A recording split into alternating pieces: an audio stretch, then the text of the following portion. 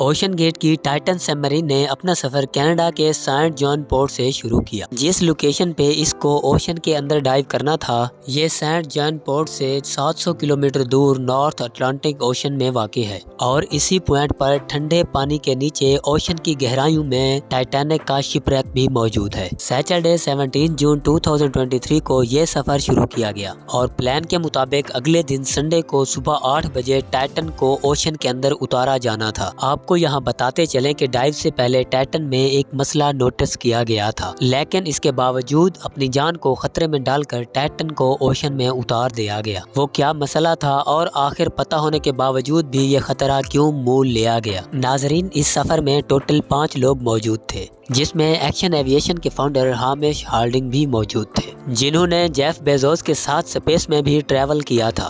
دوسرے نمبر پہ اسٹاکٹن رش جو اوشن گیٹ کے CEO بھی تھے۔ یہ امریکن کمپنی اوشن ٹورزم کے لیے سبمرسیبل فراہم کرتی ہے۔ تیسرے نمبر پر 77 سالہ پال ہنری بھی تھے، جنہوں نے پہلے بھی ٹائٹینک کو سفر کیا تھا۔ یہ شپ ریک کے ایکسپرٹ تھے اور ان کو ٹائٹینک کے بکھرے ہوئے پارٹس کی کافی جانکاری تھی۔ اور آخر میں پاکستانی بزنس ٹائکون صاحبزادہ داؤد اپنے بیٹے سلمان کے ساتھ اسی سب مرین کا حصہ تھے۔ یہ 5 لوگ اپنا شوق پورا کرنے ٹائٹینک کا ملبہ دیکھنے جا رہے تھے۔ 1912 میں ڈوبنے کے بعد اگلے کئی سالوں تک اس کو ڈھونڈنے کی کوششیں جاری رہی، لیکن اٹلانٹک اوشن کی ہارش کنڈیشن کے باعث یہ کام اتنا آسان نہیں تھا۔ پھر 1985 میں جا کر سمندر کی گہرائیوں میں آخر کار ٹائٹینک کا ملبہ مل ہی گیا۔ ٹائٹینک اپنے پیچھے بہت سارے سوالات چھوڑ کر گئی تھی جو کہ جواب طلب تھے۔ اس کے بعد سلسلہ شروع ہوتا ہے ٹائٹینک شپ ریک تک پہنچنے کا۔ Canadian film maker James Cameron نے 1995 میں ٹائٹینک ملبے کے درجنوں دورے کیے اور پھر 1997 میں ٹائٹینک مووی ریلیز کی گئی۔ رہی صحیح کسر ٹائٹینک مووی کی کامیابی نے پوری کر دی۔ اس نے اتنی دھوم مچائی کہ ٹائٹینک کا ملبہ خود جا کر دیکھنا کروڑوں لوگوں کا خواب بن گیا۔ اب یہ کام صرف ریسرچ تک ہی محدود نہیں بلکہ شپ ریک تک جانے کے لیے ٹورزم کا بھیڑ لگ گئی۔ کہا جاتا ہے کہ اوشن کی گہرائی میں جانا سپیس میں جانے سے بھی بہت زیادہ مشکل ہے اور اس کی سب سے بڑی وجہ ہے پانی کا پریشر۔ ٹائٹینک سمندر کی سطح سے 4000 میٹر یعنی 4 کلومیٹر نیچے ہے۔ اس گہرائی میں پانی کا پریشر 5800 PSI ہوتا ہے۔ یہ اتنا ہی پریشر ہوگا کہ انسان کے 1 اسکوائر انچ کے حصے پر ایک ہاتھی کھڑا کر دیا جائے۔ اور اب خود اندازہ لگا لے کہ ایک سب مرین میں کتنے انچ ہوں گے اور اس میں کتنا زیادہ پریشر پڑتا ہوگا۔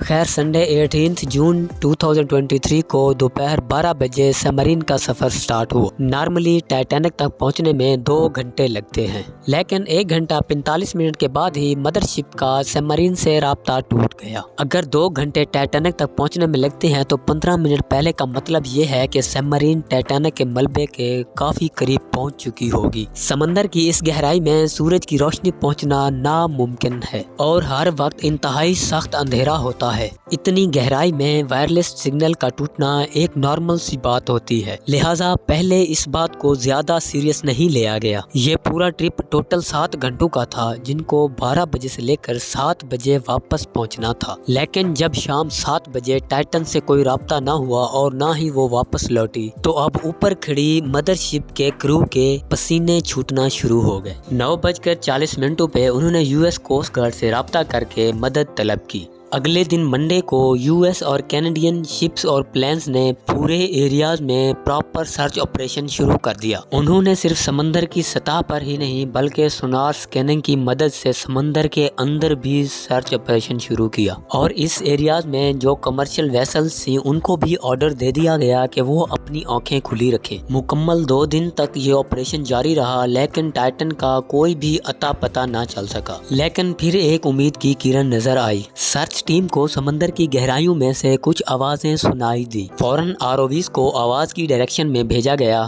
لیکن اس بار بھی ٹائٹن کی کوئی خبر نہ ملی۔ اب ٹائٹن کو ہمیشہ کے لیے کھو دینے کا ڈر بڑھتا جا رہا تھا، کیونکہ سب مرین میں جو ٹوٹل آکسیجن تھا وہ صرف 96 گھنٹے یا پھر 4 دنوں کا تھا، اور 4 میں سے 3 دن گزر چکے تھے۔ لیکن US، کینیڈا اور فرانس کی سرچ ٹیم نے ہمت نہیں ہاری۔ تھرسڈے 22 جون کو دوپہر 12 بجے पहले ROVs को टाइटैनिक के मलबे के पास भेजा गया। ROVs जैसे ही टाइटैनिक के मलबे के पास पहुंची और उसमें जो देखा गया वो वाकई दिल दहला देने वाला था। उसमें टाइटन की दुम का हिस्सा टाइटैनिक के मलबे से सिर्फ 1600 फीट ही दूर पड़ा हुआ देखा। वो टाइटन जो टाइटैनिक का मलबा देखने गई थी, अब उसका मलबा ही पूरी दुनिया में हेडलाइन बन गया। इसका सिर्फ एक ही मतलब है कि टाइटन पानी का प्रेशर बर्दाश्त न कर सकी और समंदर की गहराइयों में ही फट गई। इस खबर ने पूरी दुनिया में हलचल मचा दी। ओशन गेट की सेफ्टी पर कई सवालात खड़े किए जाने लगे। ओशन गेट के CEO जो इस हादसे में अपनी जान गंवा बैठे हैं, वो कहते हैं कि उन्होंने टाइटन को बनाते वक्त कुछ रूल्स तोड़े हैं। वो कहते हैं कि उन्होंने टाइटन को स्टील से नहीं बल्कि कार्बन फाइबर से बनाया है। वो इस इंडस्ट्री में कुछ नई इनोवेशन करना चाहते थे।